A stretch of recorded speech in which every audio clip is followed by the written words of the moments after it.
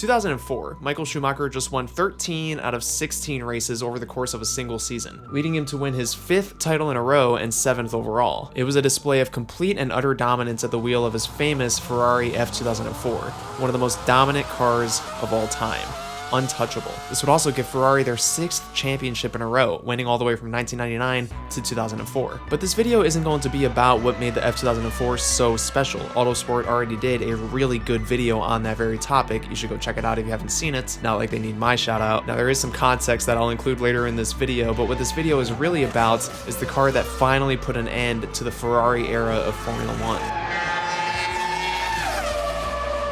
That sound is just so good, man. In 2005, Renault would unleash the Renault R25 in its famous blue and yellow livery. In my opinion, one of the best looking cars of all time. It would grant Renault the constructors title for the first time in decades, as well as give Fernando Alonso his first of 2 titles. How did they do this? How were they so good in 2005 when they weren't even close to competing with Ferrari the year before, coming 3rd behind BAR Honda and 157 points behind the Scuderia that year? Well, one of the key factors in Renault's success for 2005 wasn't baguettes, it was the implementation of a couple of new technical regulations. The FIA, Formula One's governing body, had introduced a number of changes for that season to reduce speeds and increase safety.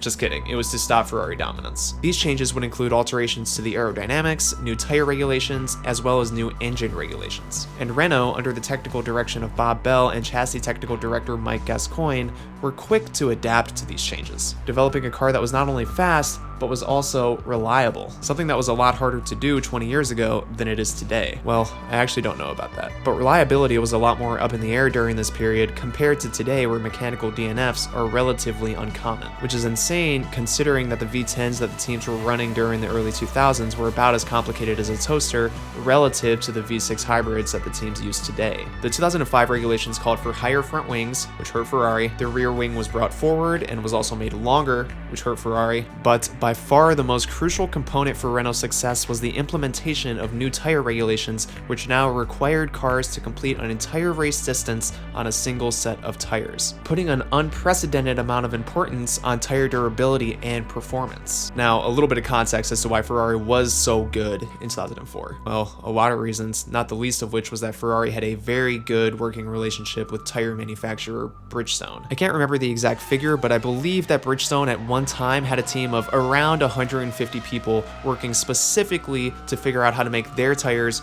work really well with this Ferrari being the F2003, F2004, etc., etc. They created super soft tires that allowed for very quick, albeit very short stints throughout the entire race. And since refueling was allowed during this period, Ferrari could send Michael and Rubens Barrichello out with very low fuel, do essentially quali lap after quali lap during the race, then come in for some new tires and a little bit of fuel, and then go back out and make up that time. And this was Ferrari's game. The Ferrari Bridgestone pairing was so OP in the early 2000s that even though they often did more pit stops during a race, they were so much faster than everyone else that it didn't really matter. So when the FIA came out and said no more pit stops except to refuel, it kind of ruined Ferrari's whole strat. But in 2005, the much more durable Michelin tires proved to be superior to the Bridgestones over these very long stints. And this gave Renault, as well as any other team running Michelins, which was pretty much all of them, a huge advantage. Renault also benefited from having one of the best driver lineups on the grid in 2005. Fernando Alonso, in his second stint with the team after a loan period at Minardi,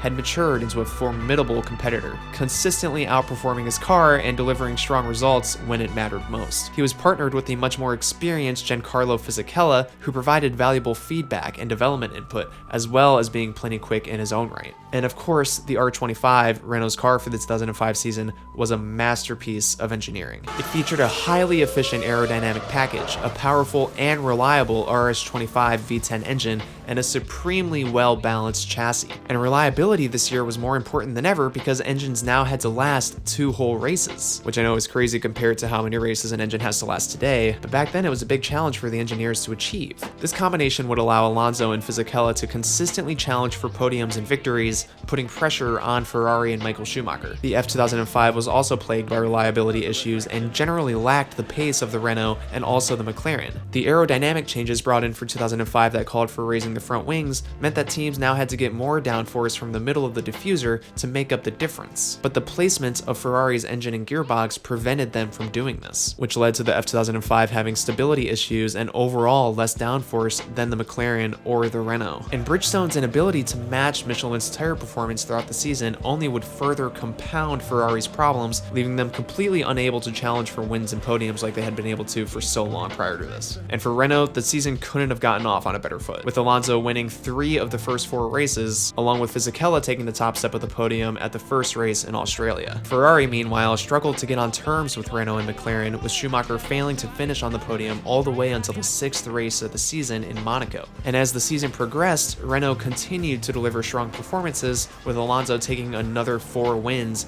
and consistently finishing on the podium. And Fisichella, while not quite able to match his teammates' pace, still played a crucial role in helping the team secure the Constructors' Championship that year over McLaren, who were also super quick. And by the time the season had reached its climax, Renault had, like I said, secured the Constructors' Championship, ending Ferrari's 6-year stranglehold on the title. Renault's success in 2005 was the result of a combination of factors: the team's ability to quickly adapt to the new technical regulations, their prosperous partnership with Michelin, and the performances of Alonso and Fisichella all played a crucial role in ending Ferrari's dominance. The R25 was a brilliantly engineered car that provided the platform for their success, and the team's strategic approach to the season also played a part. Renault's success in 2005 marked the beginning of a new era of Formula One, with Alonso and his team setting the standard for others to follow for years to come.